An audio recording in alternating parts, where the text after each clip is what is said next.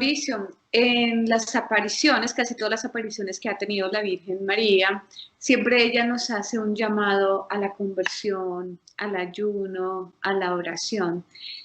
Y también tenemos en este momento la acción del cátejon. Entonces, ¿tú crees que con la conversión de los pecadores, con la acción del cátejon, con el ayuno, con la oración, no se podría aplazar esta fecha del reinado del anticristo? ¿Ni con eso podríamos aplazarlo? Mira, es muy buena pregunta. Hay profecías serias, fidedignas, de hecho, consideradas con toda seguridad verdaderas, como el libro azul del Padre Gobi, y también otras como la de Dosulé, a Madeleine Humont en Francia, y otras más, que aseguraban que todo iba a ocurrir antes del año 2000. Eso no desacredita el libro azul del Padre Gobi. Si tú lees la introducción, el prefacio del libro azul del Padre Gobi, hay una explicación hermosísima que vale la pena leer. Lo que ocurrió, y en respuesta a tu pregunta, es que todo se iba a dar y todo iba a ocurrir antes del año 2000. Yo creo que sí, porque habían varias profecías serias que así lo dejaban ver. María con sus lágrimas y su oración, más la oración y el sacrificio de los santos, hicieron que las fechas se corrieran, que se alargaran, para dar más chance a más personas a que se convirtieran y se salvasen. Ahora, eso tiene un límite. ¿Cuál es el límite del llanto de María, donde ha derramado inclusive lágrimas de sangre? O sea, María ha sufrido por la humanidad lo que no podemos llegar a comprender. ¿Cuál es el límite de lo que María y los santos pueden hacer por contener la ira divina? El límite es la Biblia. Es decir, María no puede lograr un corrimiento de fechas más allá del hecho de que la Biblia falle, porque Dios no puede contradecirse a sí mismo y la Biblia no puede fallar. Por eso refiero brevemente a lo que dije antes con respecto a la parábola de la generación de la higuera, que pueden ver en mi canal y en mi página web con el título Generación de la higuera. De hecho, lo he presentado muchas veces en muchas partes y la primera vez que lo hice fue al lado tuyo y al lado del doctor Gala. Eh, lo que dice básicamente Jesús con esa parábola es que hay un año tope y el año tope es 2028. Él no lo da dando el año, pero lo da con base a una serie de hechos que se cumplen en el año 48, en el año 67, desde donde se comienza a contar esa generación. Y básicamente el resumen es que Dios pone bíblicamente hablando un año tope. Entonces, aunque María ha corrido, y es un hecho, Beatriz, yo estoy convencido que María ha corrido las fechas para que más hijos se salven, lo que no puede hacer María es seguir corriéndolas hasta el punto que la Biblia falle, porque Dios no puede contradecirse a sí mismo y la Biblia no puede equivocarse, no puede fallar. Entonces llegará un momento en que ya María no puede seguir ganando más tiempo para sus hijos. Pero te lo repito también, te lo respondo también con una frase importantísima de Papa Juan Pablo II en Fulda, Alemania, en 1980, que dice lo siguiente. A él le preguntan que por qué no se publicó a tiempo el tercer secreto de Fátima, etcétera, ¿no? Que por qué la iglesia nunca lo dio a conocer. Y él, como parte de su respuesta, dice lo siguiente.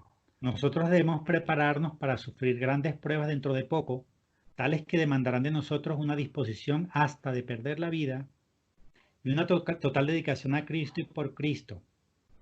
Con vuestras oraciones y las mías es posible mitigar esa tribulación, pero ya no es posible apartarla, porque sólo así la iglesia puede ser efectivamente renovada.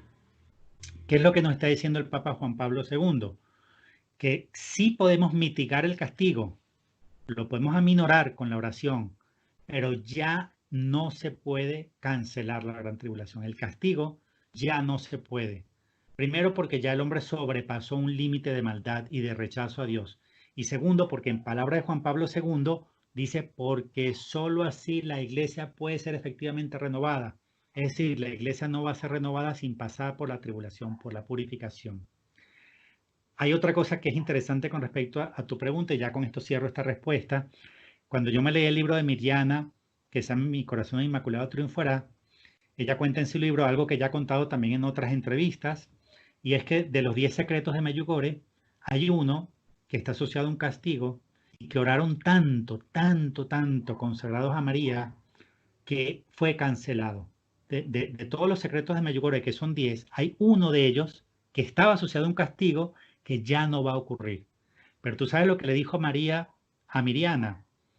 Le dijo que por la oración, ayuno y penitencia fue cancelado, pero que no lo siguiera haciendo, que no siguieran orando para que fueran cancelados todos los castigos, porque lamentablemente son necesarios. Es decir, el mundo tiene que pasar por eso. Hace parte Ahora, de... claro, pero esa respuesta, María, no significa que no tengamos que hacer ayuno, penitencia y conversión, porque lo que nos está dando a entender María, y lo asocio también a lo mismo que dijo San Juan Pablo II en Fulda en el año 80, es sí se puede mitigar la tribulación.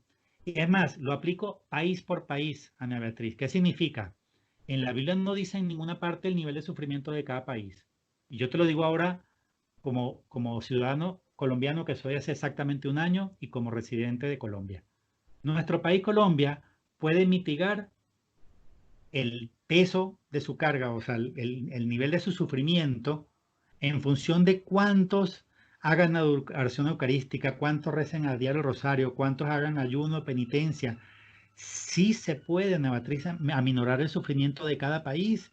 El curso de los acontecimientos va a ocurrir, lo que está en la Biblia todo va a ocurrir, pero no podemos tomar por eso una actitud cómoda, decir, bueno, como todo va a pasar, yo me relajo. No es así. Exacto, eso, la idea es, el llamado es a la conversión, no aplazarla, sino que sea hoy mismo. Mauricio, en Apocalipsis 12 nos habla de la mujer vestida de sol. Se hace referencia o creemos que esta mujer vestida de sol de la que nos habla en Apocalipsis 12 es la Virgen de Guadalupe. ¿Qué opinión tienes frente a esto? Voy a comenzar un poquito más atrás, porque la raíz de todas estas manifestaciones, de estas señales, están en Isaías 7:14. La señal más importante dada a la humanidad en toda la Biblia, Ana Beatriz, es la señal de la mujer encinta que está en Isaías 7:14. Una mujer virgen encinta. Qué cosa más rara. Si está encinta, no puede ser virgen. Pues esa es la gran señal. Ahora, esa señal de Isaías 7:14 tiene repercusiones en 4 manifestaciones y hechos siguientes. Primero, el día que se cumple en Nazaret, que es cuando se cumple la profecía de Isaías en su primera ocurrencia, el día de la anunciación y de la encarnación del Hijo de Dios.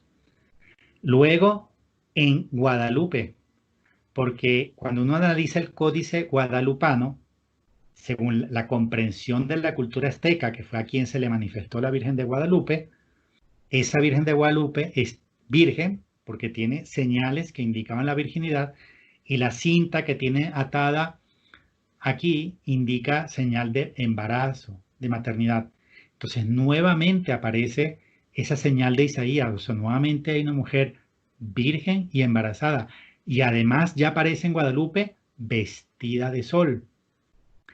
Luego aparece el hecho de que en Fátima se da el milagro del sol y el Papa Juan Pablo II, en una homilía del 13 de mayo del año 2000, estando en mismo Fátima, o sea, en Fátima, 13 de mayo, es decir, aniversario de la aparición de Fátima, en el año 2000, el Papa Juan Pablo II llamó a la Virgen de Fátima mujer vestida de sol. Es decir, que el hecho de que María haya aparecido en Guadalupe, ¿no?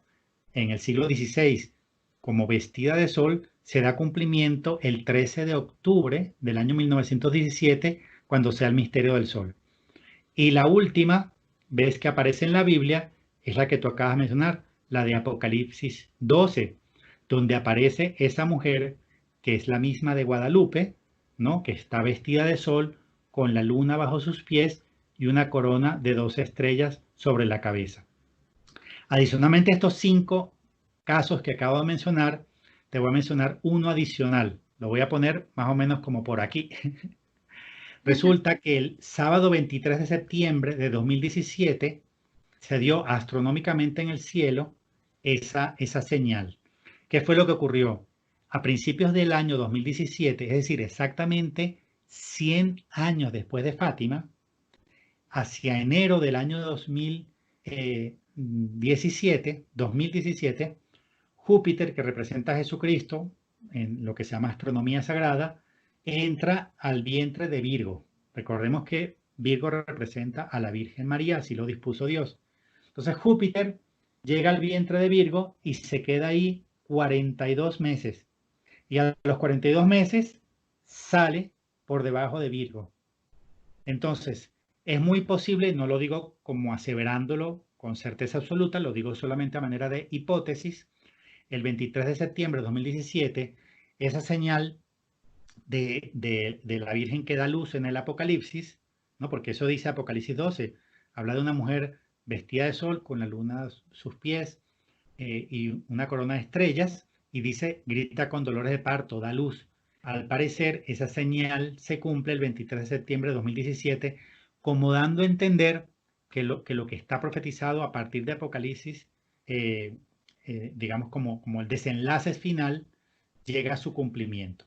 Ahora, la otra razón por la cual Fátima está relacionada con todo esto es porque no es una casualidad de que justamente después de la manifestación del milagro del sol en Fátima, se da la revolución bolchevique, con lo cual el dragón rojo, que es el que está mencionado en Apocalipsis 12, toma el control primero de Rusia, creándose pues luego lo que se llamaría la Unión Soviética, y después comenzando a expandir sus errores por el mundo.